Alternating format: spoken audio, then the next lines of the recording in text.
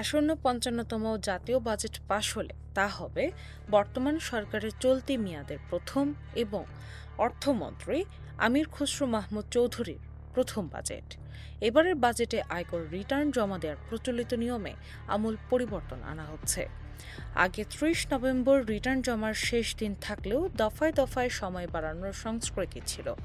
এবার সেই সংস্কৃতির অবসান ঘটিয়ে করদাতাদের সময়ানুবর্তী করতে পুরস্কার ও শাস্তির এক অভিনব ফর্মুলা যুক্ত করা হচ্ছে। নতুন নিয়ম অনুযায়ী অর্থ বছরের শুরুতেই অর্থাৎ ১ জুলাই থেকে ৩০ সেপ্টেম্বরের মধ্যে যারা রিটার্ন জমা দেবেন তারা মোট করের ওপর ৫% প্রণোদনা বা রিয়াত পাবেন। তবে এই প্রণোদনার সর্বোচ্চ সীমা নির্ধারণ করা হয়েছে ৫০,০০০ টাকা। এর পরবর্তী ধাপ অর্থাৎ ১ অক্টোবর থেকে ৩১ ডিসেম্বরের মধ্যে রিটার্ন জমা দিলে কোনো প্রণোদনা পাওয়া যাবে না। আবার কোনো অতিরিক্ত কর বা জরিমানাও দিতে হবে না। একে রিটার্ন জমার স্বাভাবিক সময়ে হিসেবে গণ্য করা হচ্ছে।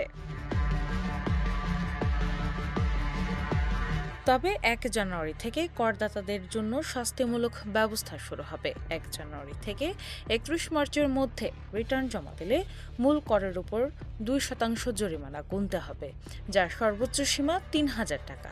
আর চূড়ান্ত ডেডলাইন পার করে ১ এপ্রিল থেকে ৩০ জুনের মধ্যে রিটার্ন দিলে জরিমানার হার বেড়ে দাঁড়াবে ৫%, যার সর্বোচ্চ সীমা ৫,০০০ টাকা। ডিজিটাল ট্যাক্সেশন ব্যবস্থার আধুনিকায়ন এবং রাজস্ব আদায় বাড়াতে এই কঠোর অথচ আকর্ষণীয় উদ্যোগ নেওয়া হয়েছে। তবে নতুন করদাতাদের জন্য কিছুটা স্বস্তি দিয়ে তাদের রিটার্ন জমা দেওয়ার চূড়ান্ত সময়সীমা আগামী বছরের ৩০ জুন পর্যন্ত রাখা হয়েছে। সংশ্লিষ্টরা মনে করছেন এই নিয়মের ফলে শেষ মুহূর্তের হুড়োহুড়ি কমবে এবং করদাতারা দ্রুত রিটার্ন দিতে উৎসাহিত হবেন। দিনা ইসলাম, বাংলা বাজার পত্রিকা।